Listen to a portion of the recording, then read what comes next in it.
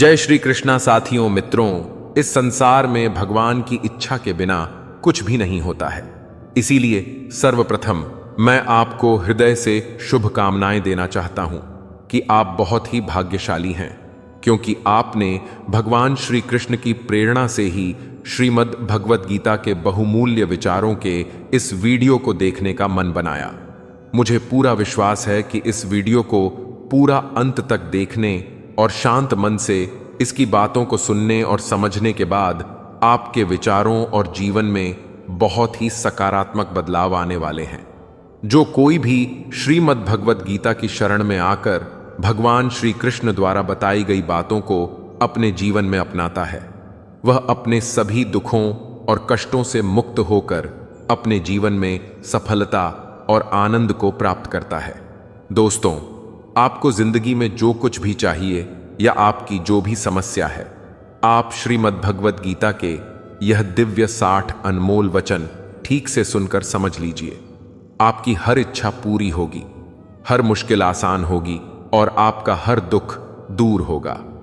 इसलिए आज हम आपके लिए भगवान श्री कृष्ण द्वारा दिए गए 60 अनमोल वचन लेकर आए हैं, ताकि यह आपके वर्तमान और भविष्य के सभी दुखों और कष्टों का निवारण करने में आपकी मदद कर सके।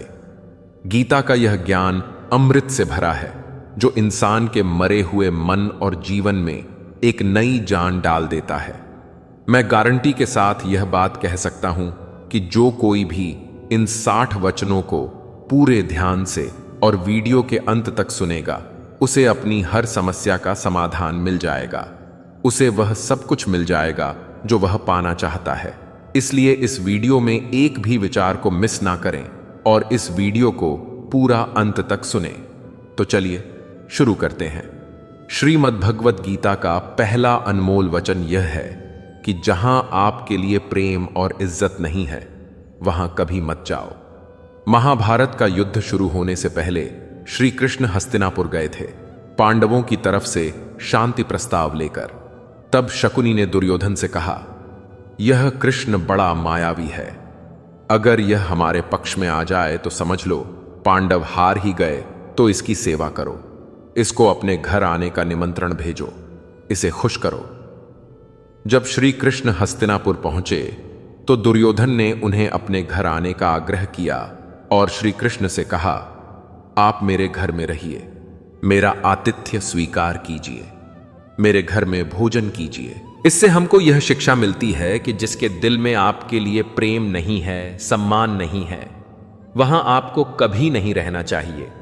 आपको सिर्फ उसी जगह रहना चाहिए जहां आपकी कदर हो, आपको इज्जत मिले और जहां आपको प्रेम मिले। श्रीमद् भगवत गीता का दूसरा अनमोल वचन यह है कि जिस रिश्ते में मर्यादाएं टूट जाती हैं, वहां सिर्फ सर्वनाश ही होता है। किसी आपसे बड़ा है या छोटा है, अगर वह रिश्तों में अपनी मर्यादाओं को तोड़ देगा तो वह रिश्ता कभी नहीं टिक सकता।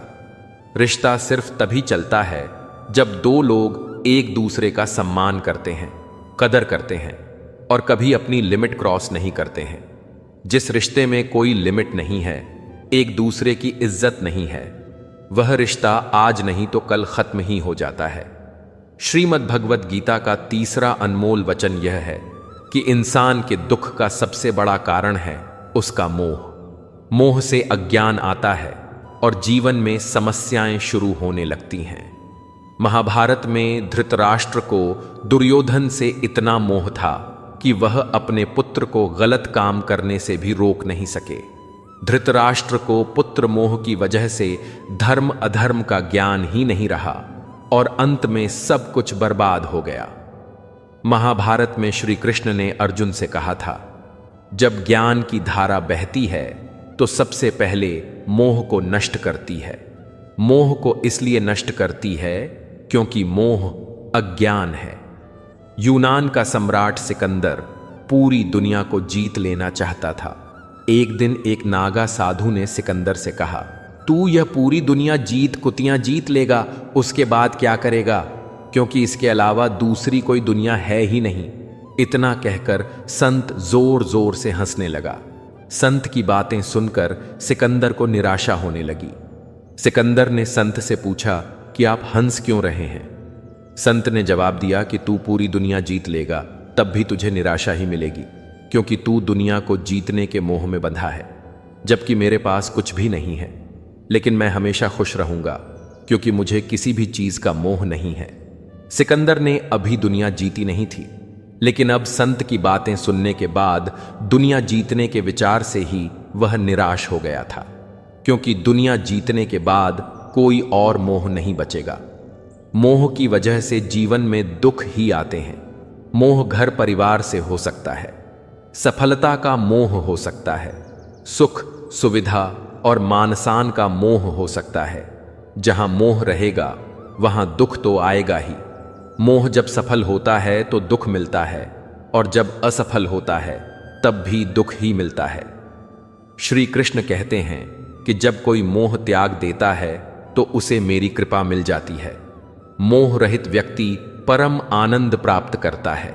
इसीलिए मोह का त्याग करना चाहिए, और जो हमारे पास है उसी में संतुष्ट रहना चाहिए। ज्यादा पाने का मोह रहेगा तो दुख मिलना तय है।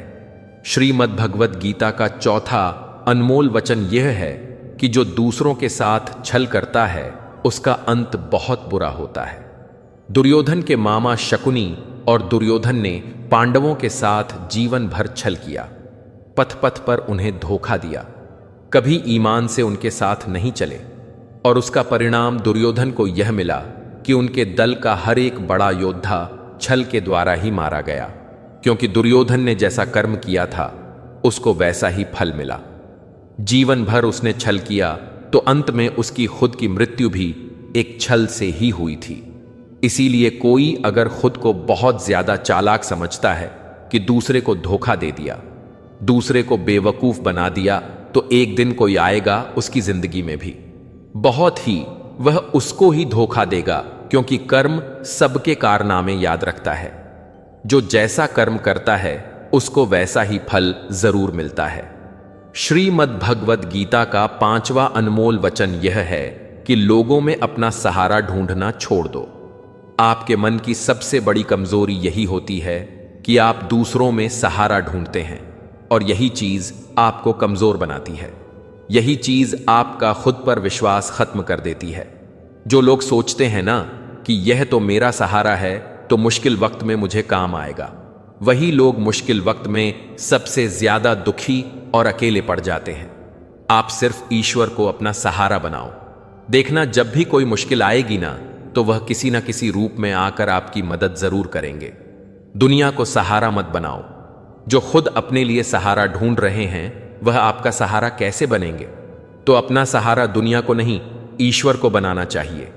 ईश्वर आपकी सुनता है या नहीं, यह आपकी श्रद्धा, विश्वास और आस्था पर निर्भर करता है।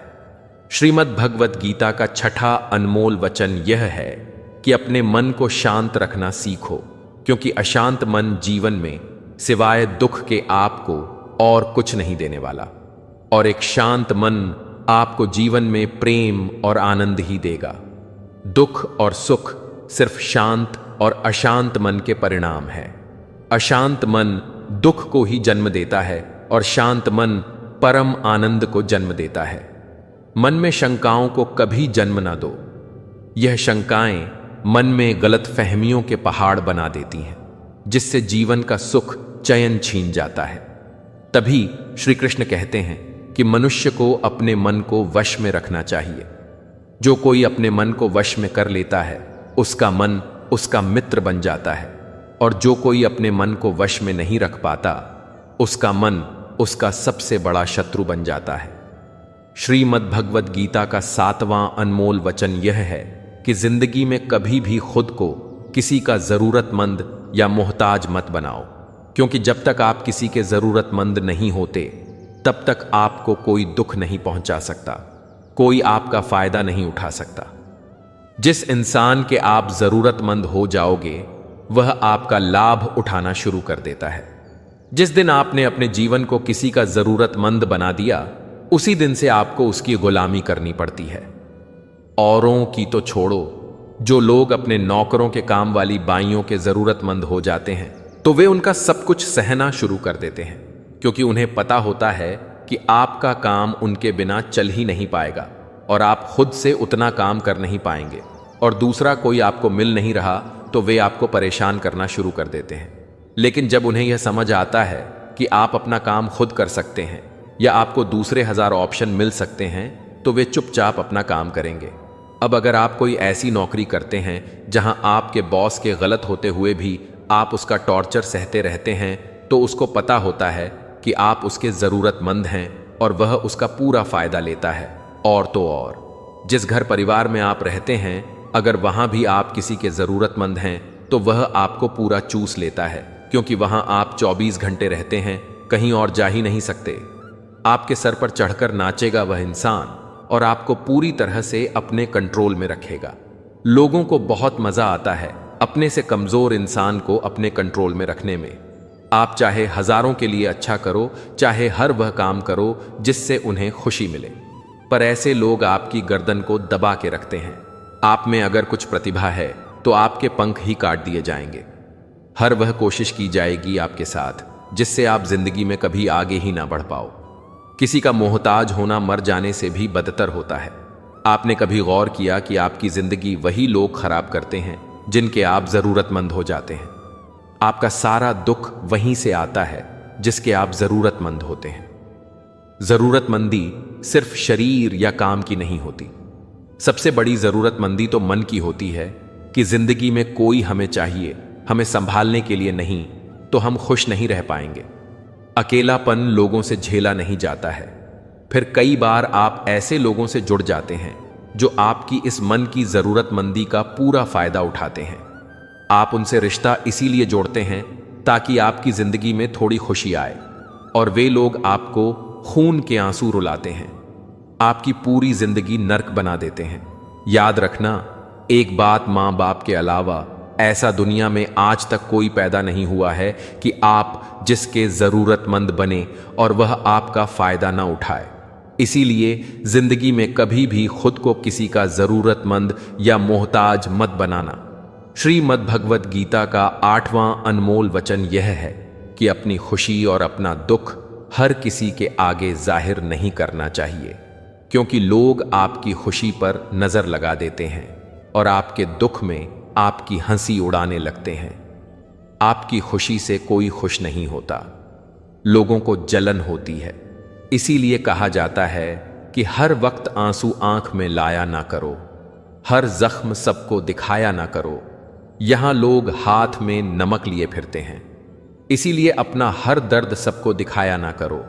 लोग तो बैठे ही हैं दुखी इंसान को और दुखी करने के लिए, और जो खुश है उसको तकलीफ पहुंचाने के लिए।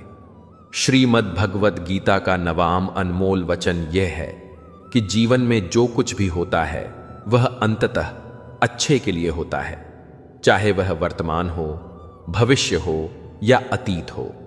हालांकि यह शिक्षा सुनने में सरल लगती है, लेकिन इसे समझना और स्वीकार करना बहुत कठिन होता है, खासकर जब जीवन में किसी प्रकार का दुख, कष्ट या अन्याय हमारे सामने आ खड़ा होता है।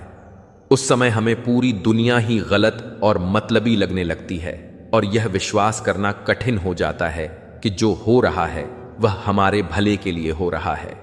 जब जीवन में किसी अपने से हमें चोट पहुंचती है या हमारे साथ कुछ अनुचित होता है तो हमें लगता है कि हमारी दुनिया टूट गई है, परंतु सच यह है कि यही कष्ट हमें और भी अधिक मजबूत और लायक बनाते हैं। यह कठिनाइयां हमें जीवन के सत्य से रूबरू कराती हैं और हमें यह दिखाती हैं कि कौन हमारा सच्चा मित्र है और कौन नहीं। यह स्थिति उस बच्चे की तरह होती है जिसे उसकी मां कड़वी दवाई पिलाती है। बच्चे को वह दवाई बिल्कुल पसंद नहीं आती, लेकिन वह दवा ही उसकी बीमारी को खत्म करती है।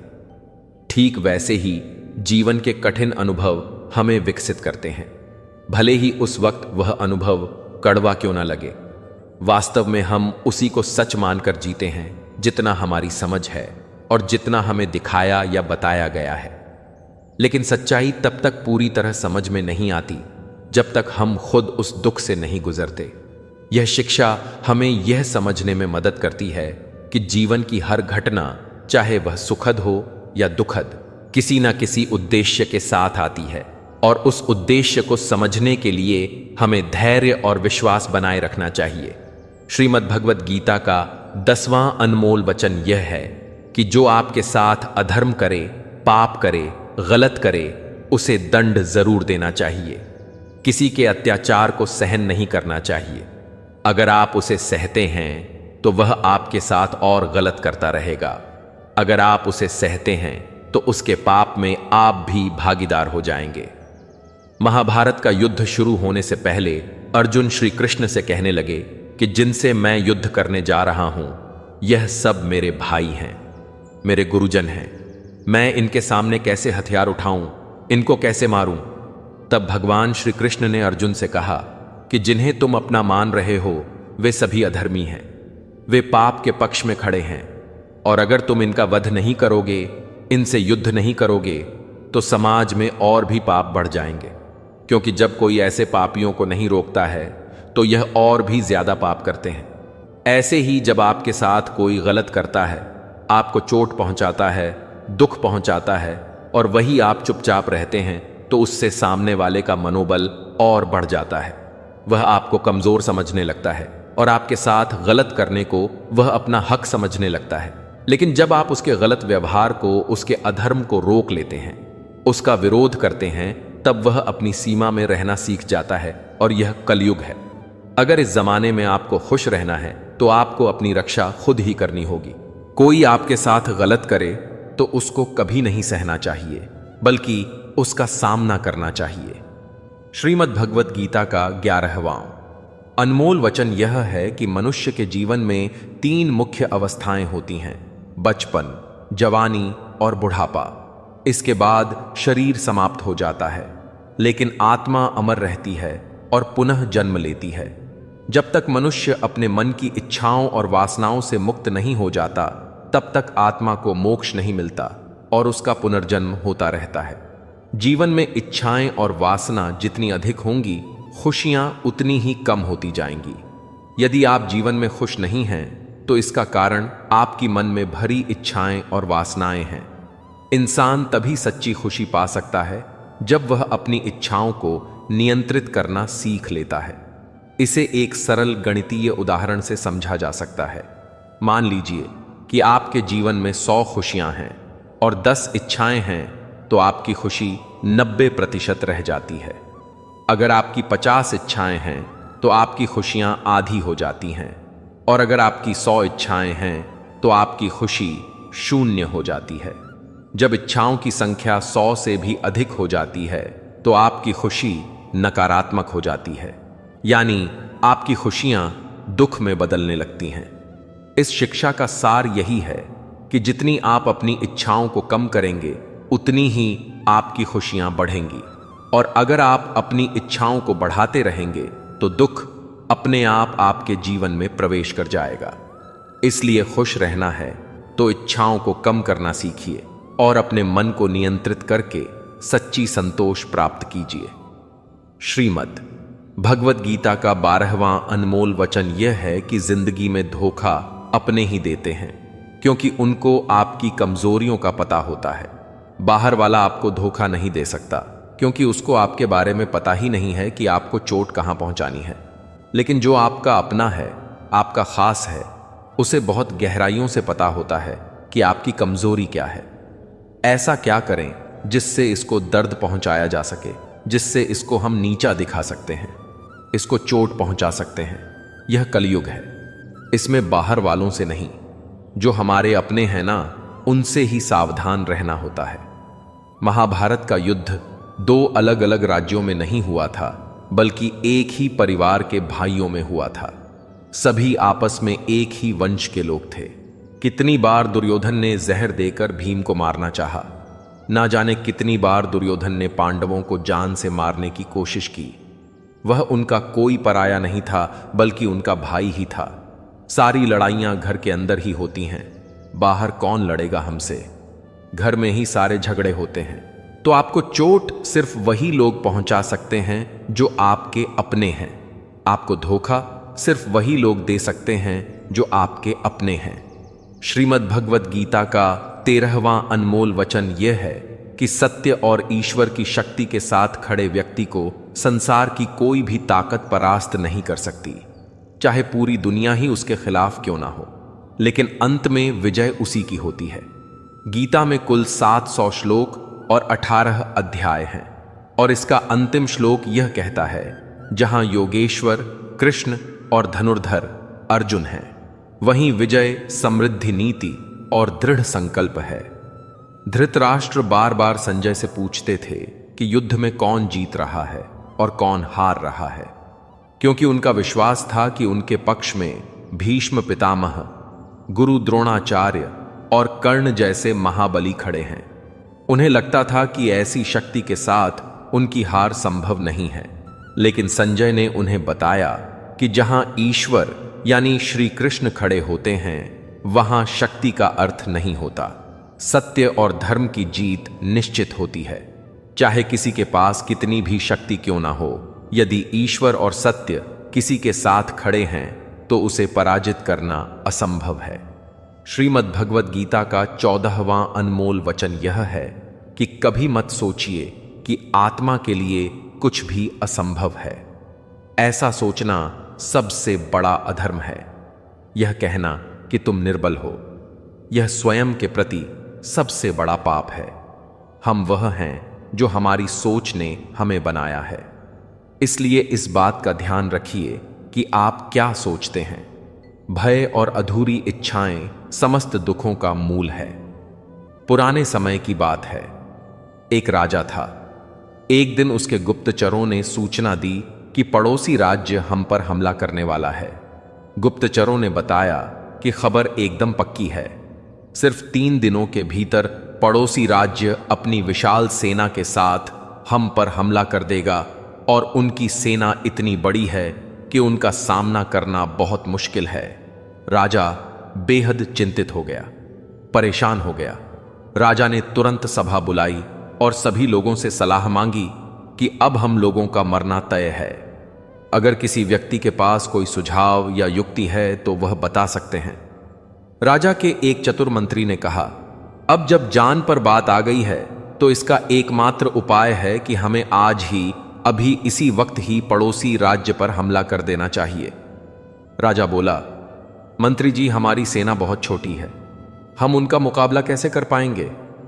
मंत्री बोला, पड़ोसी राज्य अभी युद्ध के लिए तैयार नहीं है। अभी उस राज्य पर हमला कर दे तो वह संभाल नहीं पाएंगे और हमारे जीतने की कुछ तो संभावना बनेगी। वैसे भी हम पर हमला होने वाला है और इतनी विशाल सेना है कि हम यूं ही मारे जाएंगे। जब 3 दिन बाद मरना ही है तो क्यों ना कुछ ना करने से बेहतर है हम यह कर सकते हैं। राजा को यह बात सही लगी। उसने तुरंत अपनी सेना को तैयार होने का आदेश दिया और उस राज्य के नागरिक भी सेना के साथ जुड़कर युद्ध में चले गए। पड़ोसी राज्य जो था, वहां तक पहुंचने से पहले एक पुल पार करना होता था। जैसे ही वह सेना पुल पार करके उस राज्य में घुस गई तो राजा ने कहा, हम अपने पड़ोसी राज्य में घुस चुके हैं। यह जो पुल है, इस पुल को जला दो। और पुल जलाने के बाद सेना को बोला, हमारे पास में अब और कोई विकल्प नहीं है सिवाय लड़ने के। अब हम या तो लड़कर जीत जाएं या फिर हम यहीं मारे जाएं। हमारे पास भागने का कोई रास्ता नहीं है। सभी सैनिक अपनी पूरी क्षमता के साथ लड़े और पड़ोसी राज्य की बड़ी सेना को उन्होंने हरा दिया, इस विचार के साथ कि हमारे पास अब कोई और विकल्प नहीं है। इस कहानी से सीख मिलती है कि जब आपके पास में रास्ता सिर्फ एक होता है कि अगर यह नहीं किया तो मर जाएंगे, बर्बाद हो जाएंगे, तो संभावना बढ़ जाती है उसमें कामयाब होने की। इसीलिए ऐसा कभी मत सोचिए कि आत्मा के लिए कुछ भी असंभव है। अगर हम जी जान लगाकर दृढ़ निश्चय के साथ किसी कार्य को करते हैं तो हमें सफलता अवश्य मिलती है। श्रीमद् भगवद गीता का 15वां अनमोल वचन यह है कि भगवान श्री कृष्ण अर्जुन से कहते हैं कि हर मनुष्य 3 गुणों रजोगुण, तमोगुण और सत्वगुण से बना है। इसीलिए ऐसा कोई व्यक्ति नहीं है जिसमें केवल अच्छाई या केवल बुराई हो। हर व्यक्ति में अच्छाइयां और बुराइयां दोनों होती हैं। यदि आप चाहें तो आप सबसे अच्छे इंसान में भी बुराई ढूंढ सकते हैं, और यदि चाहें तो सबसे बुरे इंसान में भी अच्छाई देख सकते हैं। इसलिए यदि आपको लगता है कि आपके भीतर कुछ कमियां हैं और इसी कारण आप जीवन में आगे नहीं बढ़ पा रहे हैं, तो यह आपकी सबसे बड़ी गलतफहमी है। साथ ही लोगों की बातों पर ध्यान देने की जरूरत नहीं है, क्योंकि आजकल अधिकतर लोग ऐसे दृष्टिकोण से दूसरों को देखते हैं जहां उन्हें दूसरों की केवल बुराइयां नजर आती हैं और अपनी केवल अच्छाइयां।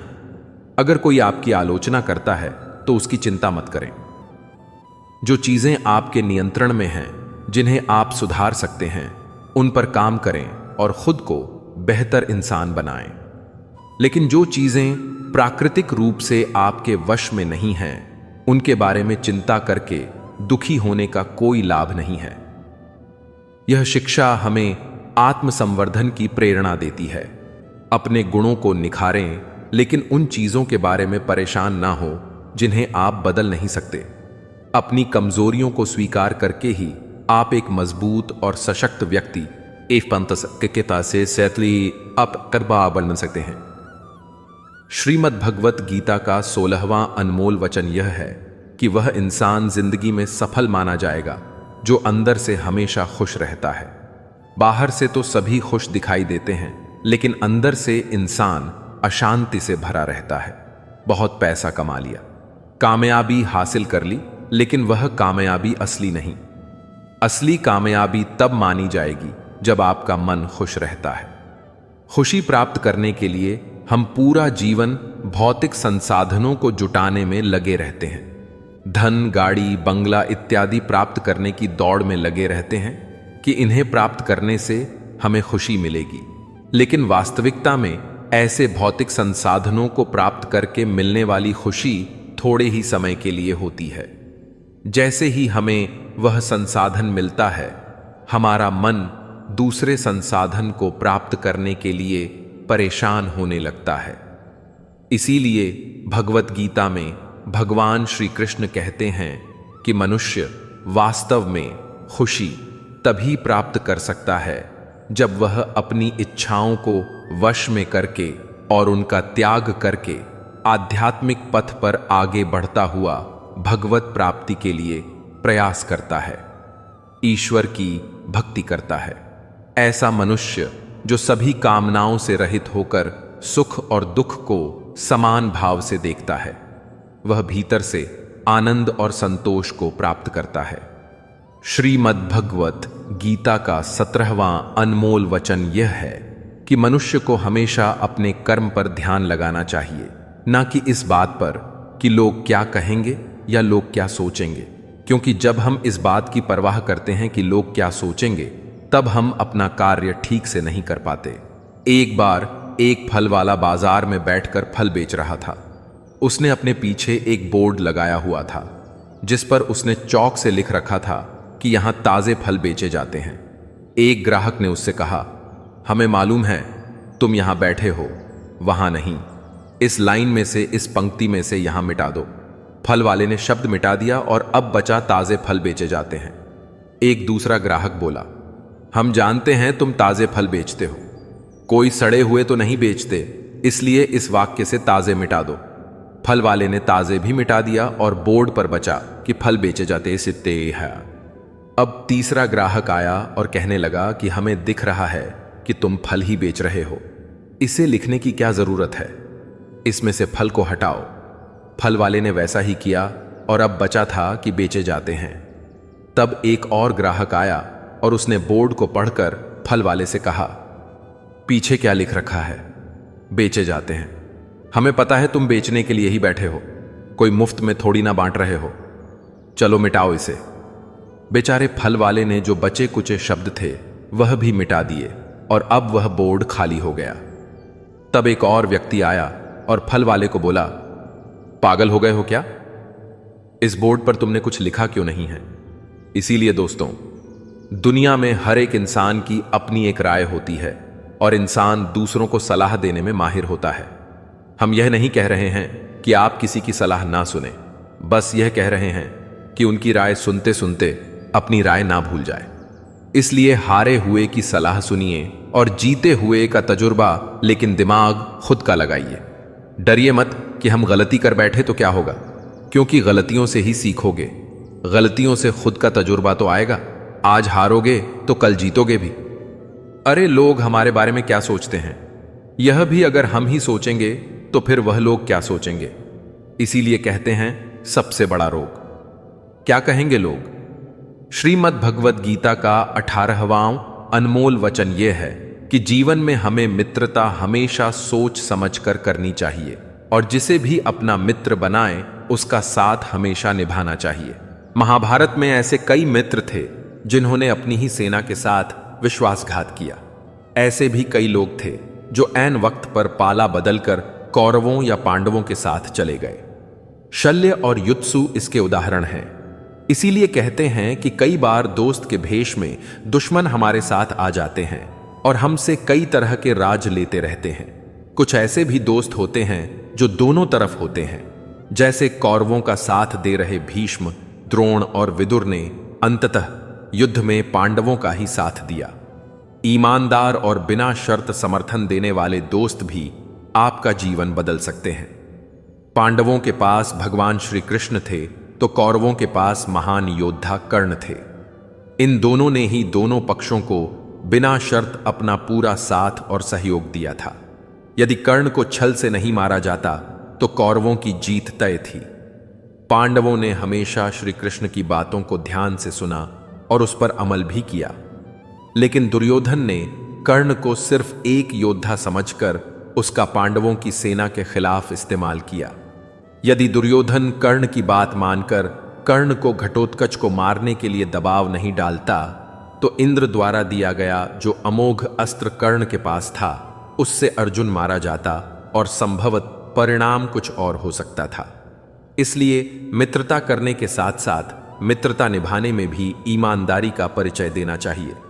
श्रीमद् भगवद गीता का 19वां अनमोल वचन यह है कि कभी भी किसी भी चीज की अति नहीं करनी चाहिए। कोई भी चीज हद से ज्यादा नहीं करनी चाहिए। किसी से प्रेम भी हद से ज्यादा मत करना और किसी से नफरत भी हद से ज्यादा नहीं करना। हद से ज्यादा मीठा भी खराब हो जाता है तो हद से ज्यादा कड़वा भी खराब हो जाता है। हद से ज्यादा खाना भी आपको बीमार कर देगा तो हद से ज्यादा भूखा रहना भी आपको नुकसान ही पहुंचाएगा। हद से ज्यादा आराम भी आपको बीमार कर सकता है और हद से ज्यादा जागना भी आपको बहुत ज्यादा नुकसान पहुंचाएगा। इसीलिए जीवन को संतुलन के साथ जीना चाहिए। जैसे ही आप संतुलन को खो देते हैं वैसे ही आपके जीवन में कोई ना कोई छोटी या बड़ी दुर्घटना हो जाती है।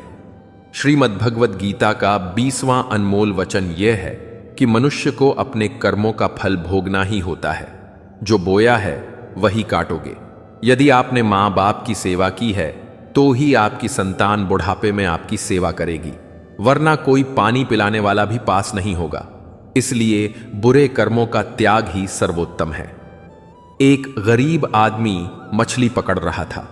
मछली पकड़ते पकड़ते उसने एक ताजी ताजी मछली पकड़ी। पास में ही एक सेठ भी मछली पकड़ रहा था, लेकिन मछली पकड़ने का अनुभव ना होने के कारण काफी देर से उसके हाथ एक भी मछली नहीं लगी।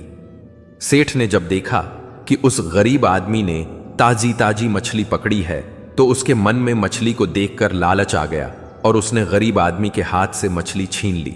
गरीब आदमी ने सेठ से कहा, यह मछली मैंने पकड़ी है, आप इसे क्यों छीन रहे हैं? सेठ ने अपनी ताकत दिखाते हुए उस गरीब आदमी से कहा, चल जा, दूसरी पकड़ लेना, यह मछली तो अब मेरी है। ऐसा कहकर सेठ वहां से चलने लगा। अब भी मछली जिंदा थी और तड़प रही थी। मछली ने सेठ के अंगूठे में काट लिया, जिससे वह सेठ के हाथ से छिटक गई और फिर से पानी में जा गिरी। सेठ के अंगूठे में गहरा घाव हो गया और तेजी से खून बहने लगा। सेठ दौड़ा दौड़ा डॉक्टर के पास गया। डॉक्टर ने अंगूठे पर पट्टी कर दी और बोला, 3 दिन बाद आकर दिखाना। 3 दिन के बाद सेठ दोबारा डॉक्टर के पास पहुंचा और अपना घाव दिखाया। घाव ठीक होने की बजाय और गहरा हो गया। डॉक्टर ने बोला, अब इस अंगूठे को काटना पड़ेगा, अगर नहीं काटा तो हाथ खराब हो जाएगा, मरता क्या ना करता। सेठ ने अपना अंगूठा कटवा लिया। डॉक्टर ने फिर से पट्टी बांधी और 3 दिन बाद आने के लिए कहा। सेठ 3 दिन बाद फिर गया। पट्टी को खोला गया। घाव सड़ने लगा था, जिसे देखकर डॉक्टर ने बोला, आपका घाव सड़ रहा है, हाथ कलाई तक काटना पड़ेगा, नहीं तो पूरा हाथ जाएगा। सेठ बोला, काट दो और कोई रास्ता नहीं है। सेठ की कलाई काटकर पट्टी बांध दी गई और उसे 4 दिन बाद फिर से आने के लिए कहा। सेठ 4 दिन बाद पहुंचा। डॉक्टर ने पट्टी खोलकर देखा तो घाव वैसे का वैसा था। डॉक्टर ने कहा, हाथ कोहनी तक काटना पड़ेगा, नहीं तो पूरा बाजू जाएगा। सेठ ने वह भी कटवा लिया। सेठ को पट्टी बांध दी गई और 4 दिन बाद फिर से आने को कहा। 4 दिन बाद डॉक्टर ने घाव को देखकर कहा, अब तो बाजू काटना पड़ेगा, नहीं तो पूरा शरीर सड़ जाएगा। अब सेठ का पूरा बाजू कट चुका था। तभी सेठ के एक मित्र ने उससे पूछा कि तुझसे कहीं कोई गलती तो नहीं हुई? आखिर यह क्या हो रहा है? तू जाने अनजाने कोई गलती तो नहीं कर बैठा जिसके कारण तेरे साथ यह सब हो रहा है? सेठ बोला, हां, एक गलती तो हुई है। मैंने किसी की मछली पर हाथ मारा था।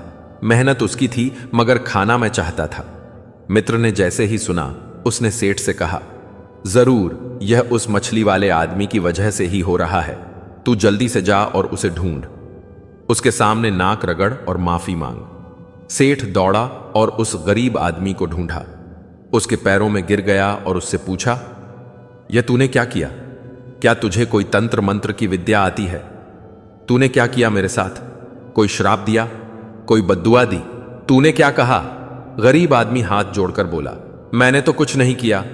सेठ बस ऊपर देखा और कहा, हे भगवान, इसने मुझे अपनी ताकत दिखाई है, तू इसे अपनी ताकत दिखा दे।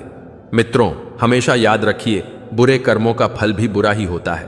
कर्मों का फल हमें वैसे ही ढूंढ लेता है जैसे कोई बछड़ा खो जाने पर सैकड़ों गायों में अपनी मां को ढूंढ लेता है।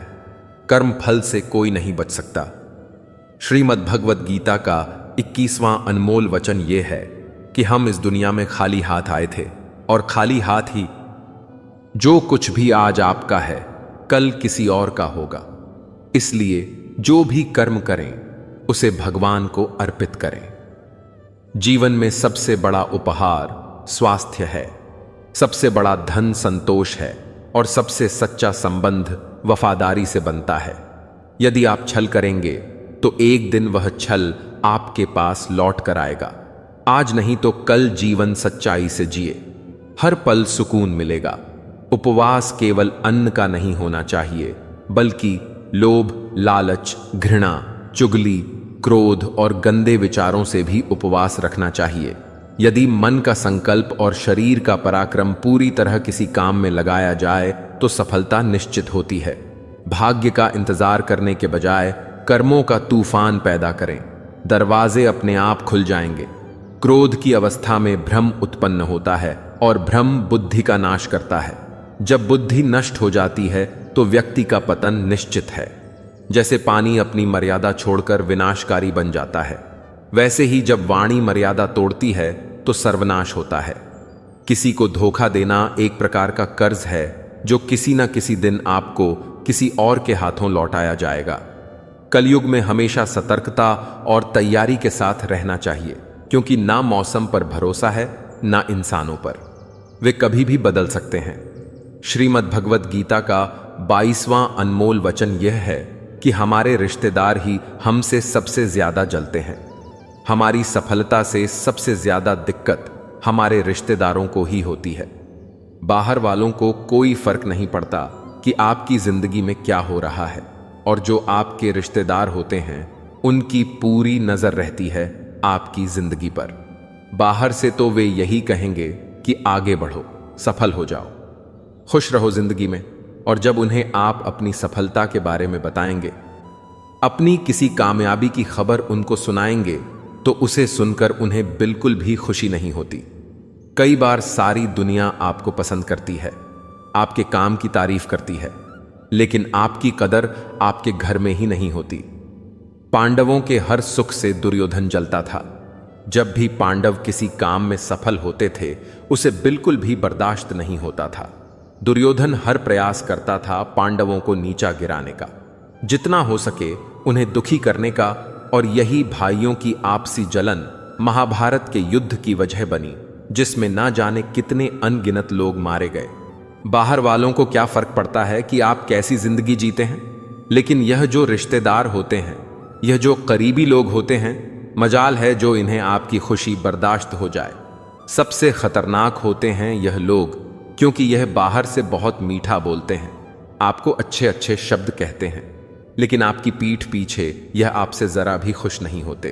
तो इसीलिए किसी को भी अपना समझने से पहले आप यह जरूर जांच परख लें कि वह सच में आपका अपना है या सिर्फ अपनेपन का दिखावा कर रहा है। श्रीमद् भगवत गीता का 23वां अनमोल वचन यह है कि जो व्यक्ति अपने कार्यों को समय पर पूरा नहीं करता और समय का महत्व नहीं समझता, उसकी पूरी जिंदगी व्यर्थ में ही समाप्त हो जाती है। समय ही जीवन की असली पूंजी है, और यदि आप इसे निरर्थक कार्यों में बर्बाद कर देते हैं तो जीवन में आपको कुछ भी सार्थक प्राप्त नहीं होगा। यदि आप जीवन में कुछ पाना चाहते हैं तो समय की कद्र करना अत्यंत आवश्यक है। समय का सही उपयोग आपको न केवल सफलता की ओर ले जाता है, बल्कि जीवन को भी सही दिशा में आगे बढ़ाता है। समय बीतने पर लौट कर नहीं आता, इसलिए हमें इसका सदुपयोग करते हुए अपने लक्ष्यों को पूरा करने के लिए निरंतर प्रयास करना चाहिए। श्रीमद् भगवत गीता का 24वां अनमोल वचन यह है कि डर धारण करने से भविष्य के दुख का निवारण नहीं होता है। डर से तो चिंताएं ही बढ़ती हैं, जो मन का सुख चैन सभी छीन लेती है। किसका डर है तुम्हें? कौन तुम्हें मार सकता है? तुम शरीर नहीं हो। शरीर तो तुम्हारा मात्र एक साधन है अपने कर्मों को सिद्ध करने का। तुम एक आत्मा हो जो कि अमर है। अर्जुन युद्ध में अपने बंधु बांधव से लड़ना नहीं चाहते थे, लेकिन श्री कृष्ण ने समझाया कि जब किसी विवाद का हल शांतिपूर्ण तरीके से नहीं होता तो फिर युद्ध ही एकमात्र विकल्प बच जाता है। कायर लोग युद्ध से पीछे हटते हैं। युद्ध भूमि पर पहुंचने के बाद भी अर्जुन युद्ध नहीं करना चाहता था। तब भगवान श्री कृष्ण ने उससे कहा कि ना कोई मरता है और ना कोई मारता है, सभी निमित्त मात्र हैं। आत्मा अजर और अमर है, इसीलिए मनुष्य को डरना नहीं चाहिए, अपितु अपने नियत कर्मों को निडरता के साथ संपन्न करना चाहिए। श्रीमद् भगवत गीता का 25वां अनमोल वचन यह है कि जिसे आप सबसे ज्यादा महत्व दोगे वही आपको कभी महत्व नहीं देंगे। आपने कभी गौर किया है कि आपका अपमान कौन लोग करते हैं? वही जिसे आप सबसे ज्यादा हद से ज्यादा महत्व देते हैं। दूसरों की इज्जत करना अच्छी बात है, पर दूसरों की अगर बहुत ज्यादा इज्जत करेंगे तो उनकी नजर में आपकी इज्जत खत्म हो जाती है। इसलिए किसी को भी कभी भी अपना सब कुछ नहीं बनाना चाहिए कि तुम ही मेरे सब कुछ हो। जैसे ही आप किसी को अपना सब कुछ बना लेते हैं तो आप उसके लिए कुछ भी नहीं रह जाते। इसलिए लोगों को इज्जत उतना ही देना चाहिए जितना वे हजम कर सके। हद से ज्यादा इज्जत देना आपकी ही बेइज्जती करवा सकता है। श्रीमद् भगवत गीता का 26वां अनमोल वचन यह है कि जो मुश्किल वक्त में, जो दुख के समय में आपका साथ दे, सिर्फ वही आपका अपना है। बाकी तो अपनेपन का नाटक करने वाले बहुत से लोग होते हैं। बड़ी बड़ी बात करने वाले बहुत लोग होते हैं कि हम आपसे बहुत प्रेम करते हैं। कोई भी दुख हो, कोई भी तकलीफ हो, हमें याद कर लेना। लोग दुख उठाने की बात करते हैं, लोग आने जाने की बात करते हैं, हाथ मिलाना तो ठीक से नहीं जानते और दिल मिलाने की बात करते हैं। जब सच में आपकी जिंदगी में तकलीफ आएगी ना, तब आपको समझ में आ जाएगा कि आपका साथ देने के लिए कौन खड़ा है और कौन भाग गया। उस समय सारे लोग भाग जाते हैं, क्योंकि लोगों को पता होता है कि यह व्यक्ति हमारे पास आया तो हमसे मदद ही मांगेगा और वह हमें कुछ दे नहीं पाएगा। लोग आपसे सिर्फ तभी रिश्ता रखते हैं जब आप उन्हें कुछ दे सकते हैं और आपसे उन्हें कुछ फायदा हो सकता है। लेकिन जब लोगों को यह पता चल जाता है, यह समझ में आ जाता है कि उनको आपसे कोई फायदा नहीं होने वाला, बल्कि उनको तो आपकी मदद करनी पड़ेगी, तो वे आपको दूर से ही देखकर भाग जाते हैं। इसीलिए जो आपके मुश्किल वक्त में आपके साथ खड़ा हो, सिर्फ वही आपका अपना होता है। बाकी इस दुनिया में सब पराये होते हैं, क्योंकि सिर्फ अपना अपना कह देने से कोई अपना नहीं हो जाता, बल्कि अपना तो वह होता है जो दुख के समय में आपका साथ दे। श्रीमद् भगवत गीता का 27वां अनमोल वचन यह है कि आप संसार से जितना प्रेम लगाओगे, जितना लगाव, जितना मोह लगाओगे, उतना ही जीवन में दुख और पीड़ा का अनुभव करोगे। आपके सारे दुखों का कारण किसी को अपना मानना है।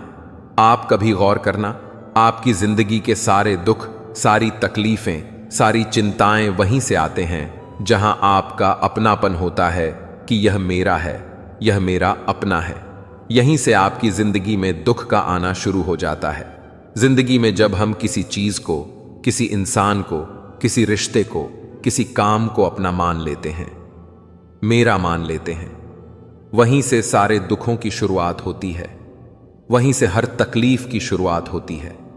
इसीलिए भगवान श्री कृष्ण कहते हैं कि अगर दुखों और निराशाओं से मुक्ति चाहते हो तो इस संसार के मोह में मत उलझो, मेरी भक्ति करो और मुझसे ही प्रेम करो।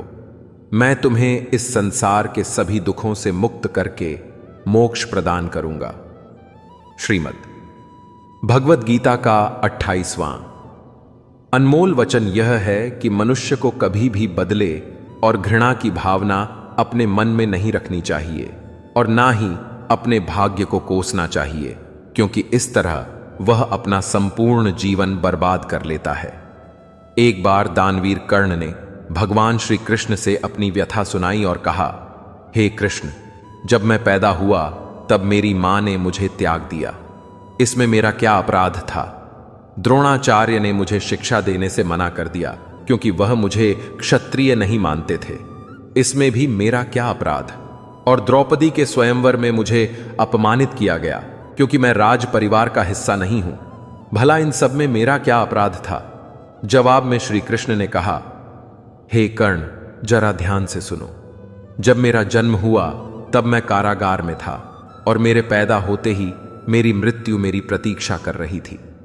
जिस रात मेरा जन्म हुआ था उस रात मुझे मेरे माता पिता से अलग होना पड़ा।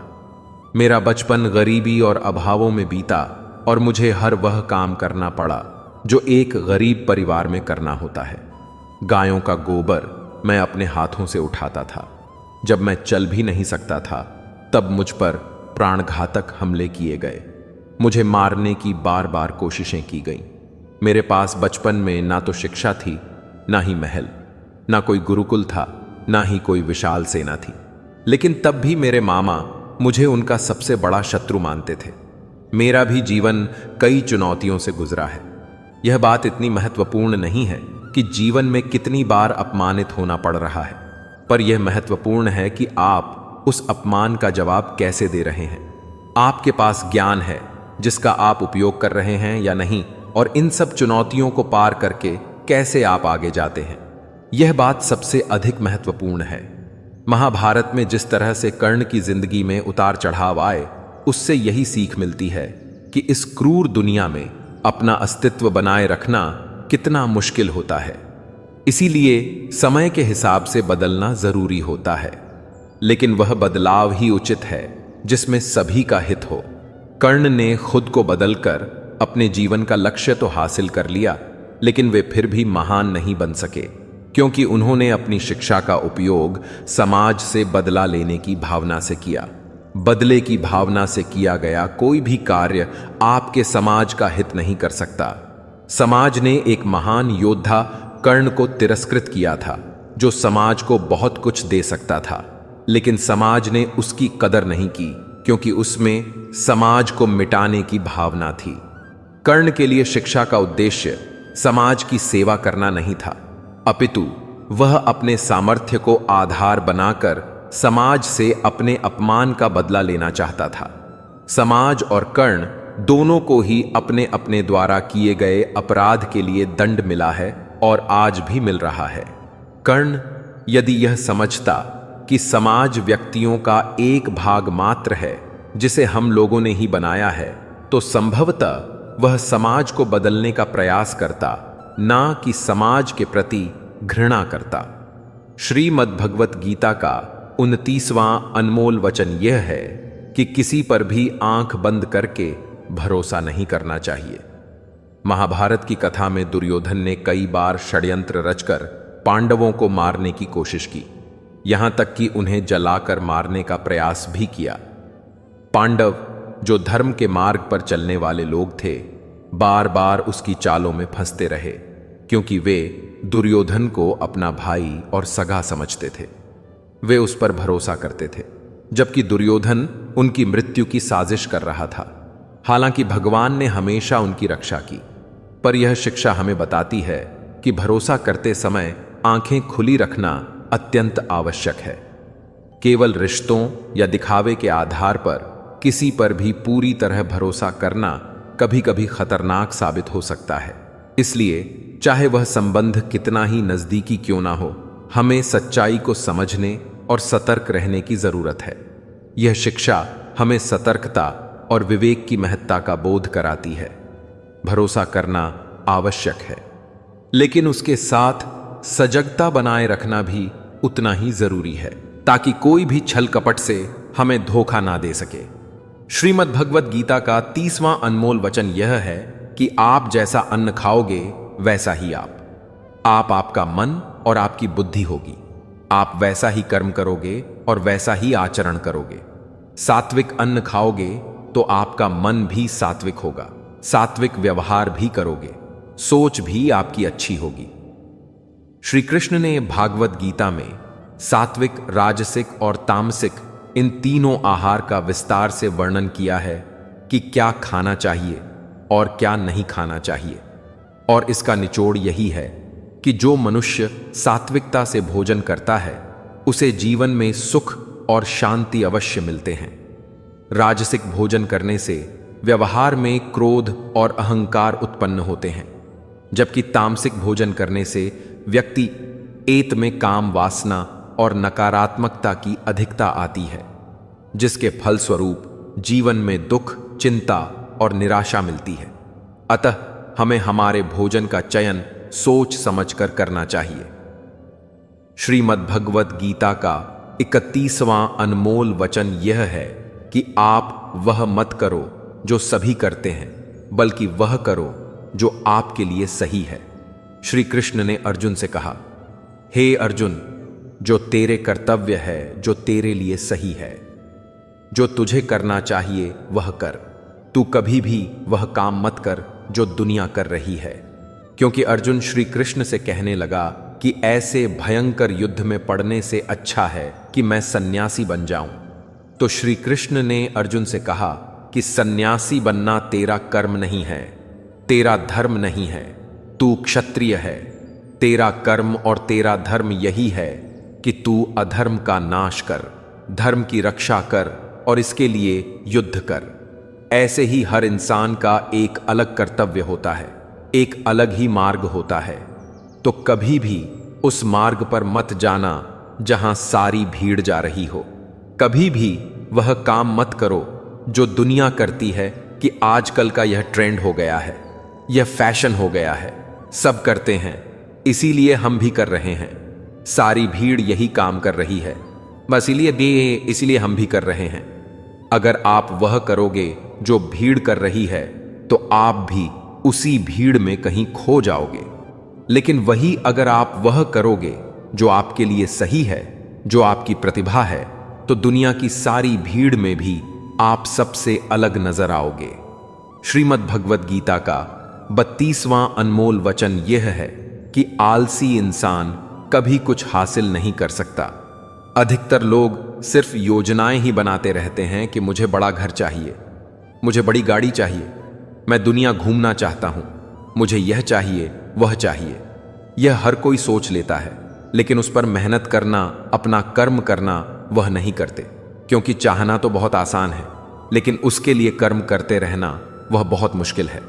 हर कोई चाहता है कि मेरा शरीर फिट हो, लेकिन उसके लिए एक्सरसाइज करना जरूरी है, जो आपको ही करना होगा। जो इंसान आलसी बनकर बैठा रहता है उसे ना ही अच्छा शरीर मिलता है और ना ही अच्छा जीवन मिलता है। तो अगर जिंदगी में कुछ पाना चाहते हो तो आलस्य को अपनी जिंदगी से दूर कर दीजिए। आलस्य के चलते आपको कुछ मिलने वाला तो नहीं है, बल्कि जो आपके पास है वह भी गवा दोगे। श्रीमद् भगवत गीता का 33वां अनमोल वचन यह है कि बुरा इंसान कभी अपनी बुराई नहीं छोड़ेगा। चाहे आप उसके साथ कितना भी अच्छा चलो, वह आपको तकलीफें अवश्य ही देगा। इसलिए जो जैसा है आप उसके साथ वैसा ही व्यवहार करें। बुरे इंसान के साथ आप कितना भी अच्छा बन जाओ, वह कभी अच्छा नहीं बनने वाला। दुर्योधन जंगल में पांडवों को मारने के लिए गया था, लेकिन वहां पर लोगों ने दुर्योधन को पकड़ लिया। उसका मित्र कर्ण भी उसे छोड़कर भाग गया। वे भीड़ दुर्योधन को मार देना चाहते थे, लेकिन युधिष्ठिर अपने भाई की रक्षा करने के लिए वहां पहुंच गया और उसके जीवन की रक्षा की। लेकिन उसके बाद क्या हुआ? वह हमेशा पांडवों का नुकसान ही करता रहा। इसलिए अगर कोई इंसान बुरा है, उसके साथ आप ज्यादा अच्छा बनने की कोशिश ना करो। जो जैसा है उसके साथ वैसा ही व्यवहार करो। श्रीमद् भगवत गीता का 34वां अनमोल वचन यह है कि करीबी और गरीबी के अनुभव जीवन में ऐसे सबक सिखाते हैं जो इंसान को अंदर से बदलने पर मजबूर कर देते हैं। जिस तरह से आप दूसरों से बात करते हैं, उसी तरह से दूसरों की बात भी सुनने की आदत डालनी चाहिए। इस शिक्षा में भगवान को सबसे करीबी दोस्त बनाने की सलाह दी जाती है, क्योंकि परमात्मा ही एकमात्र ऐसा साथी है जो तब भी हमारे साथ रहता है जब सारी दुनिया हमें छोड़ देती है। इसीलिए आपको ऐसे लोगों से दोस्ती करनी चाहिए जो आपको बेहतर बनने के लिए प्रेरित करें, जो आपकी परवाह करें और आपको घर जैसा महसूस कराए। सच्चे दोस्त वे होते हैं जो आपकी सहायता करते हैं और आपको समझते हैं। मृत्यु के समय आपकी कोई भी नहीं सुनेगा। केवल आपके कर्म ही यह निर्धारित करेंगे कि आपको किस दिशा में ले जाया जाएगा। इस शिक्षा का एक और महत्वपूर्ण पहलू यह है कि जीवन की चुनौतियों से भागना नहीं चाहिए और ना ही भाग्य या ईश्वर की इच्छा का बहाना बनाना चाहिए। धैर्य बनाए रखें, क्योंकि सही समय आने तक आपको खुद को स्थिर और मजबूत रखना होगा। इंसान का सबसे अच्छा मित्र उसका आत्मा और मन होता है, जो अच्छी बातों पर उसे शाबाशी देता है और बुरी बातों पर उसे सही रास्ते पर एत ले आता है। इसीलिए अपने कर्मों पर ध्यान दें और अपने आत्मा और मन को सबसे अच्छा साथी मानें, क्योंकि वे ही आपको जीवन में सही दिशा दिखाएंगे। श्रीमद् भगवत गीता का 35वां अनमोल वचन यह है कि कई बार लोग कहते हैं, मेरा तो समय ही खराब चल रहा है, मुझे नहीं समझ आता कि मैं क्या करूं, कैसे अपने बुरे समय को अच्छे समय में बदलूं। सच तो यह है कि आपको एक चीज जो बुरे समय में जरूर करनी चाहिए, और बहुत से लोग यह चीज करना छोड़ देते हैं। चलिए इसे समझते हैं एक कहानी के माध्यम से। एक बार एक बहुत ही गरीब किसान था। वह गरीब था, मेहनती था, मगर खुश था। वह सुबह उठकर केवल 10 मिनट मंदिर में जाकर भगवान के आगे हाथ जोड़कर प्रार्थना करता था। उस किसान की पत्नी भी हर रोज किसान के साथ मंदिर जाती। प्रार्थना करके वह सारा दिन अपने खेतों में काम करता। उसका जीवन बहुत ही अच्छा चल रहा था। अपनी मेहनत की कमाई से वह कुछ ज्यादा तो नहीं कमा पाता था, लेकिन फिर भी जितना कमाता था उसमें भी कुछ पैसे लोगों की भलाई में लगा देता था। एक बार उनके गांव में एक बीमारी फैल गई। किसान का इकलौता लड़का बहुत बीमार हो गया। किसान के गांव में इस बीमारी के इलाज के लिए कोई अच्छा डॉक्टर नहीं था। पास के शहर में उस लड़के को ले जाया गया। शहर के इस अस्पताल का इलाज बहुत ही महंगा था। उस बेचारे किसान के लिए अस्पताल के डॉक्टर की फीस, दवाइयों का खर्चा आदि दे पाना बहुत ही मुश्किल था। किसान दिन प्रतिदिन हिम्मत हारता जा रहा था। एक दिन अस्पताल में बैठे बैठे वह इतना हताश हो गया कि वह जोर जोर से रोने लगा और कहने लगा, पता नहीं किस चीज का बदला ले रहा है भगवान। कभी वह खुद को कोसता है तो कभी परमात्मा को। किसान की पत्नी को अटूट विश्वास था, पर किसान को आशा की कोई किरण नजर नहीं आ रही थी। अस्पताल के कुछ दूरी पर एक मंदिर था। किसान की पत्नी उस मंदिर में हर रोज प्रार्थना करने जाती, पर किसान का दिल नहीं करता। डॉक्टर ने किसान से कहा, उसके बच्चे के इलाज के लिए 100 रुपये की आवश्यकता है। किसान के लिए इतनी बड़ी रकम इकट्ठा कर पाना असंभव था। किसान की पत्नी अब भी मंदिर जाती। वह भगवान के आगे हाथ जोड़कर प्रार्थना करती कि उसका पुत्र ठीक हो जाए। एक दिन मंदिर में एक सेठ आया। उसने किसान की पत्नी को बताया कि उसने किसान की बात उस दिन अस्पताल और 100 रुपए प्यागे 100 रुपए में इलाज करवा दिया। मैं सुनी जिस दिन किसान रो रहा था। सेठ ने बताया उस दिन सेठ की पत्नी भी अस्पताल में थी। अब वह पूरी तरह से ठीक हो गई थी और घर चली गई। सेठ को बातों ही बातों में पता चल गया कि किसान को 10 रुपए की आवश्यकता है, तो सेठ ने तुरंत अपनी जेब से पैसा निकाल कर देते हुए कहा, उसके पास इस समय 10 रुपए हैं, 10 रुपए ही हैं जिसे वह रख ले। साथ में सेठ जी ने कागज पर अपना पता लिखते हुए कहा, अगर उनको और पैसों की आवश्यकता हो तो वे बेझिझक मांग ले। किसान की पत्नी ने उत्तर दिया, इस कागज की कोई आवश्यकता नहीं है। वह जानती है कि यह पैसे उसको किसने भी की प्राप्ति नहीं हो जाती, यानी जब तक कर्म करने वाला अपने कर्म के परिणामों को पूर्ण रूप से भोग ना ले, किसी को समय से पहले और भाग्य से अधिक नहीं मिल पाता। श्रीमद्भगवद गीता का 36वां अनमोल वचन यह है कि अध्यात्म से जुड़े एक आध्यात्मिक ज्ञान ही जीवन को सुकून की तरफ ले जा सकता है। आध्यात्मिक ज्ञान आपको मानसिक और आत्मिक रूप से मजबूत बनाएगा। इसलिए ईश्वर पर विश्वास करें और ईश्वर द्वारा प्रदान की गई शिक्षाओं का पालन करें। लोगों की बातों पर जितना ध्यान देंगे उतना ही आपका खुद पर से विश्वास कम होता जाएगा। इसलिए खुद पर विश्वास कर खुद के दम पर आगे बढ़ो और स्वयं ही अपना मार्ग तय करो। जीवन में किसी भी पल कुछ भी हो सकता है। जीवन सीमित है, समय व्यर्थ मत करो। बुरे अतीत को याद करके दुखी होने से अच्छा है कि उससे सीख लो और अपने वर्तमान को सुधार कर एक बेहतर भविष्य का निर्माण करो। कर्म करो और ईश्वर पर भरोसा रखो। क्या होगा क्या नहीं यह ईश्वर पर छोड़ दें। जितना अधिक पुरुषार्थ करोगे स्वर्ग का मार्ग उतना ही सरल होगा। स्वयं को ईश्वर के चरणों में सौंप दो। नित्य अच्छे कर्म करो और लोगों की भलाई करो और उन्हें सही राह दिखाओ। एक ज्ञानवान व्यक्ति कभी भी कामुक सुख में आनंद नहीं लेता। इसलिए ज्ञानी व्यक्ति जो हो गया वह अच्छा हुआ, जो हो रहा है वह अच्छा हो रहा है और जो होगा वह भी अच्छा ही होगा। मित्रों, वेद पुराण पढ़ने का कोई लाभ ही नहीं जब तक उसमें कही बातों को अपने जीवन में अनुकरण ना करें, उनका पालन ना करें। रावण बुद्धिमान अवश्य था किंतु ज्ञानी नहीं। उसकी अज्ञानता ने उसे क्रोधी, कामुक और अहंकारी बना दिया, जो उसकी मृत्यु का सबसे बड़ा कारण बना। श्री कृष्ण कहते हैं, मैं सभी प्राणियों को एक समान रूप से देखता हूं। मेरे लिए ना कोई कम प्रिय है और ना ही अधिक। वह ज्ञान व्यर्थ है जो सिर्फ तुम तक ही सीमित है। उस ज्ञान का कोई लाभ नहीं जिससे समाज एवं जगत का कल्याण ना किया जा सके। तुम क्यों व्यर्थ में चिंता करते हो? तुम क्यों भयभीत होते हो? कौन तुम्हें मार सकता है? आत्मा ना कभी जन्म लेता है और ना ही इसे कोई मार सकता है। यही जीवन का अंतिम सत्य है। मनुष्य का कर्म ही मनुष्य को ईश्वर के नजदीक लाता है या ईश्वर से दूर कर देता है। इसलिए हमेशा अच्छे कर्म ही करें।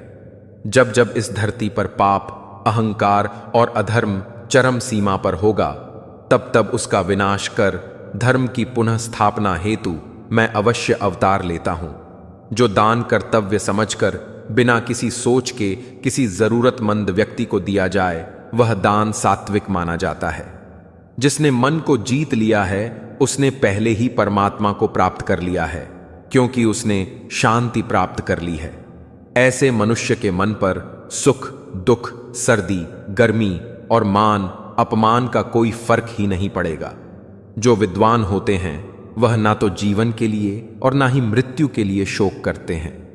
अपने कर्तव्यों को पूरी निष्ठा से ईमानदारी के साथ निभाना और धर्म का पालन करना भी बड़े तप के समान होता है।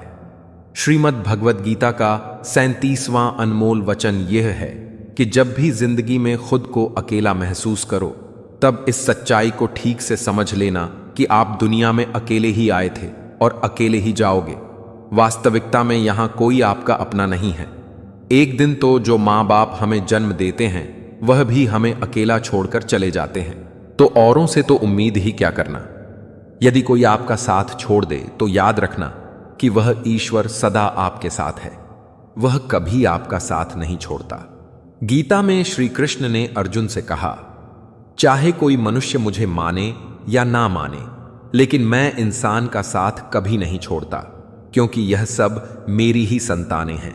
इंसान को ईश्वर का ही अंश कहा गया है, इसीलिए मनुष्य को ईश्वर की संतान कहा जाता है। इसीलिए आपको अकेलेपन से कभी दुखी नहीं होना चाहिए, कभी डरना नहीं चाहिए, बल्कि किसी गलत इंसान के साथ रहने से डरना चाहिए। एक कहावत है कि something is better than nothing, यानी कुछ होना कुछ नहीं होने से कई गुना बेहतर है। लेकिन एक और कहावत है कि nothing is better than nonsense. इसीलिए नॉनसेंस लोगों के साथ रहने से अच्छा है, आप अकेले ही रहो। इसीलिए गीता का यह उपदेश हर इंसान के लिए बहुत जरूरी है जो खुद को अकेला समझकर दुखी हो जाते हैं। इसीलिए अकेलेपन से डरना और दुखी होना छोड़ दो, क्योंकि यहां कोई किसी का नहीं होता। श्रीमद् भगवत गीता का 38वां अनमोल वचन यह है कि कभी भी अपने धन, अपने पद और बल का अभिमान नहीं करना चाहिए। दुर्योधन को बहुत अभिमान था कि मेरे पास भीष्म पितामह, द्रोणाचार्य और कर्ण जैसे योद्धा बैठे हैं, तो इन पांडवों को तो मैं यूं ही मसल कर रख दूंगा। दुर्योधन को अपने धन का अभिमान था, अपने पद और शक्ति का अभिमान था, लेकिन वह अभिमान ही एक दिन उसके सर्वनाश का कारण बना। जो लोग अपने पैसे के अहंकार में या शक्ति के अहंकार में दूसरों को नीचा दिखाते हैं, दूसरों को चोट पहुंचाते हैं, एक दिन उनकी वही गलती उनका सर्वनाश कर देती है। इसीलिए जीवन में आप चाहे कितने भी सफल हो जाए, कितने भी बड़े इंसान हो जाए, लेकिन उसका अभिमान दूसरों को कभी मत दिखाना। श्रीमद् भगवत गीता का 39वां अनमोल वचन यह है कि आज के युग में बहुत ज्यादा अच्छे मत बनो, नहीं तो यह दुनिया आपको लूट कर कंगाल कर देगी। पांडवों की कहानी यह शिक्षा देती है कि ज्यादा अच्छा बनना आपको कई बार बहुत दुख दे सकता है। पांडव हमेशा धर्म के मार्ग पर चलते थे, कभी कोई गलत काम नहीं किया, लेकिन उनका सारा राजपाट चला गया। उनकी पत्नी को भरी सभा में नग्न करने की कोशिश की गई।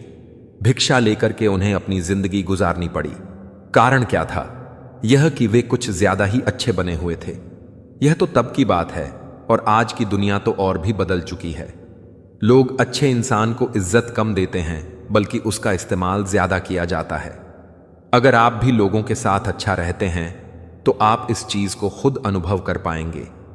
आप जितना लोगों के साथ अच्छा चलते हैं, लोग आपके साथ उतना ही गलत व्यवहार करते हैं, लोग आपका उतना ज्यादा इस्तेमाल करते हैं।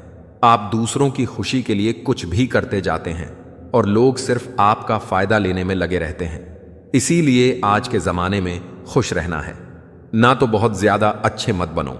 इसका मतलब यह नहीं कि आप बुरे इंसान बन जाओ। आप अच्छे और सच्चे कर्म करो और अपनी नजर में अच्छे बनते रहो। दुनिया की नजर में अच्छे बनने की कोशिश कभी मत करना। श्रीमद् भगवत गीता का 40वां उपदेश यह है कि आंखों से सच दिखने वाली बात पर भी एकदम से जल्दी भरोसा नहीं करना चाहिए। ऐसी बहुत सी कहानियां आपने सुनी होंगी कि कई बार आंखों से दिखने वाली बात भी सच नहीं होती है।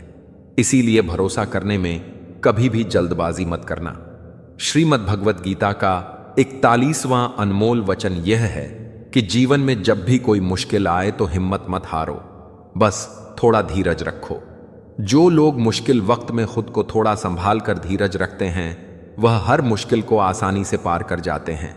एक राजा अपने गुरुजी के पास गया और उसने गुरुजी से जाकर बोला कि ऐसे तो राज्य में हर प्रकार की खुशहाली है, पर वक्त का कोई भरोसा नहीं है। अगर कभी जिंदगी में कोई मुश्किल वक्त आए, कोई बुरा वक्त आए, तो उस वक्त के लिए मुझे कोई मंत्र दीजिए, कोई शिक्षा दीजिए, कोई उपदेश दीजिए कि उस बुरे वक्त से कैसे बाहर निकलना है। तो गुरुजी ने उसे एक ताबीज बांध कर दे दिया और राजा से कहा कि इस ताबीज में मैंने एक मंत्र लिख कर रखा है। जब तुम्हारी जिंदगी में बहुत बुरा वक्त आए और तुम्हें लगे कि इससे बुरा तो अब कुछ हो ही नहीं सकता, उस समय पर यह ताबीज खोलकर तुम इस मंत्र को पढ़ लेना। तुम्हारे अंदर बहुत शक्ति आ जाएगी। और एक दिन ऐसा हुआ भी कि उस राजा के राज्य पर किसी दूसरे राजा ने आक्रमण कर दिया और इस राजा की ऐसी स्थिति हुई कि उसे अपना राज्य छोड़कर अपने कुछ लोगों के साथ भागना पड़ा। उस समय पर राजा बहुत दुखी था और विचार करने लगा कि गुरुजी ने मुझे ताबीज दिया था और कहा था कि जब जिंदगी में बहुत बुरा वक्त आए तब उसे खोलकर पढ़ना, और इसके अंदर जो मंत्र लिखा हुआ है वह मेरे अंदर शक्ति भर देगा।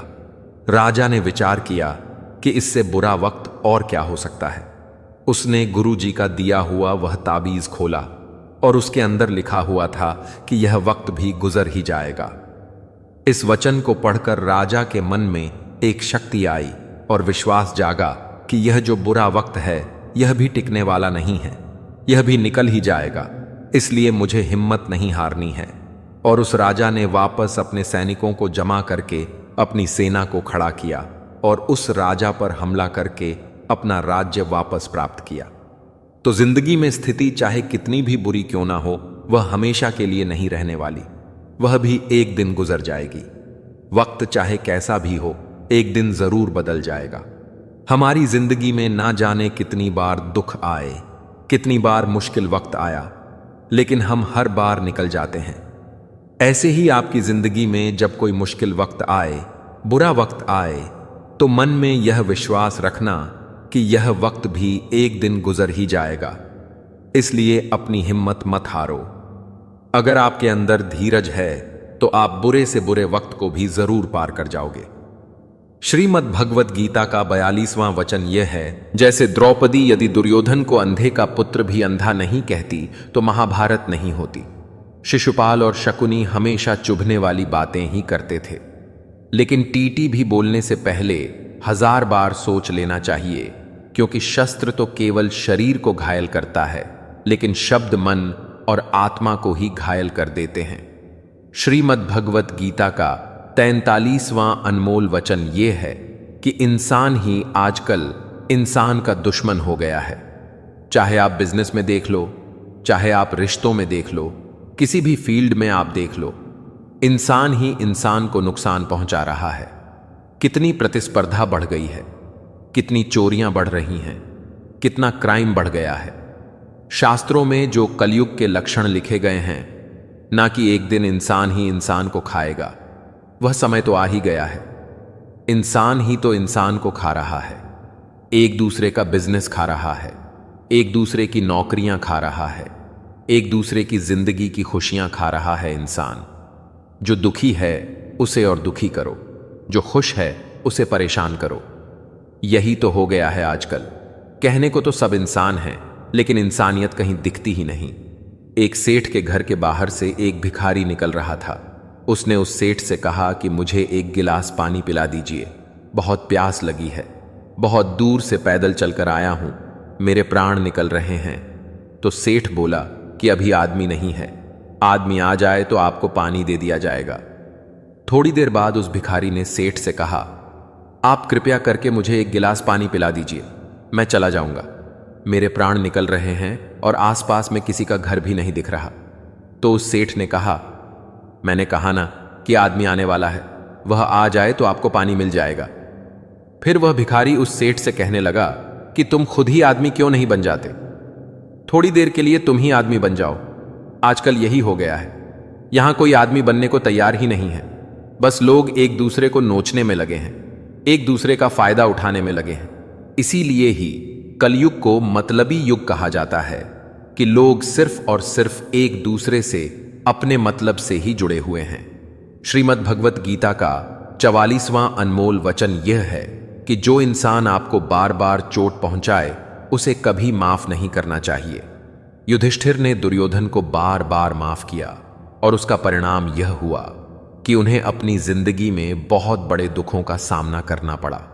कोई इंसान अगर एक बार गलती करे तो माफ करना फिर भी ठीक है, लेकिन कोई अगर बार बार गलती करे तो उसे माफ करना आपको बहुत ज्यादा नुकसान पहुंचाएगा, क्योंकि वह गलती नहीं हो रही है, वह उसकी आदत है, वह ऐसा ही है, वह हमेशा आपके साथ ऐसा करेगा। तो बहुत ज्यादा दयालु मत बनो। किसी को माफ करने में और बेवकूफ बनने में बहुत बड़ा अंतर होता है। किसी को अगर एक बार आप माफ भी कर रहे हो तो उस इंसान से आप जरूर सावधान रहना। कहते हैं आजमाए हुए को फिर आजमाना मिट्टी मुंह में डालने के बराबर होता है। जिससे धोखा खाया है, जिससे आपको तकलीफ मिली है, उस पर भरोसा गलती से भी मत करना। तो माफ उतना ही करो जितने में आप बेवकूफ ना लगे। श्रीमद् भगवद गीता का 45वां अनमोल वचन यह है कि जन्म और मृत्यु की चिंता किए बगैर अपना कर्म करो। श्री कृष्ण अर्जुन से कहते हैं कि हे अर्जुन, मृत्यु जीवन का अटल सत्य है जिसे टाला नहीं जा सकता और ना ही झूठा साबित नहीं किया जा सकता है। यह शरीर तो किराए के घर की तरह होता है जहां हम कुछ समय के मेहमान हैं। शरीर नश्वर है किंतु आत्मा अमर है। जो होना है उसे कोई टाल नहीं सकता और जो होना ही नहीं है उसके बारे में शोकवता वह चिंता करना स्वयं की परेशानियां बढ़ाने के ही समान है। जो भी जन्म लेता है उसकी मृत्यु निश्चित है और मरने वाले का पुनः जन्म निश्चित है। इसलिए जो अटल है उसके विषय में तुमको शोक नहीं करना चाहिए। सच्चाई से कभी दूर नहीं भागा जा सकता है, इसलिए सत्य को स्वीकार कर लेने में ही हमारी समझदारी है। झूठ को जानबूझकर सत्य मानकर जीना ही बहुत बड़ी गलतफहमी कहलाती है। स्वयं की व्यक्तिगत सोच गलतफहमियों को भी जन्म दे सकती है, इसलिए स्वयं की व्यक्तिगत सोच को दूसरों पर कभी नहीं थोपना चाहिए। वासना, क्रोध और लालच, यह नरक के 3 द्वार होते हैं। बिना मोक्ष के जन्म मरण के चक्र से छुटकारा नहीं पाया जा सकता। जिस प्रकार अग्नि सोने को परखती है, उसी प्रकार संकट वीर पुरुषों को परखता है। बिना किसी पुरुषार्थ के आप अच्छे फल व आधा मां भावु सकारात्मक परिणाम की कामना ही नहीं कर सकते। यदि आप धर्म के मार्ग पर चलते हैं तो परिणाम की चिंता किए बिना अपने धर्म का निडरता से पालन करें। श्रीमद् भगवद गीता का 46वां अनमोल वचन यह है कि बीते समय को भुलाकर आज में जीने में ही समझदारी है। आप अपने गुजरे हुए बुरे वक्त को भूल जाओ, क्योंकि अगर आप गुजरे हुए वक्त के दुख में जीते रहोगे, उसके पश्चाताप में जीते रहोगे, तो आज भी आप कभी खुश नहीं रह पाओगे। समझदार लोग जो समय चला गया है उसका दुख कभी नहीं करते। आपका बीता हुआ कल कैसा भी क्यों ना हो, पर उसका प्रभाव आपके आज पर नहीं पड़ना चाहिए। जो भी आपके साथ हुआ उससे सबक लो, शिक्षा लो कि अब यह जिंदगी में आगे नहीं होने देंगे हम, और जीवन में आप आगे बढ़ जाओ, जाके आओ। कई बार लोग रोते रहते हैं कि उस इंसान ने मेरे साथ इतना गलत किया, इसीलिए आज जिंदगी में मैं इतना दुखी हूं। लोग कोसते रहते हैं दूसरों को कि उसकी वजह से मेरी जिंदगी में दुख है, उसकी वजह से मेरी जिंदगी खराब हो गई है। लेकिन जब तक आप उसे कोसते रहेंगे, आप जिंदगी में कभी खुश नहीं रह पाएंगे, कभी आगे नहीं बढ़ पाएंगे। जो हुआ, जो लोगों ने आपके साथ किया, उसे आप बदल नहीं सकते, लेकिन आपका आज आप जरूर बदल सकते हैं। कल के दुख से छूटना चाहते हो तो कल में नहीं, आज में जीना शुरू करो। आपको ऐसा एक भी इंसान नहीं मिलेगा जो अपने कल में जीता हो और प्रसन्न रहता हो। सिर्फ वही इंसान खुश रहेगा जो अपने आज में जीता है।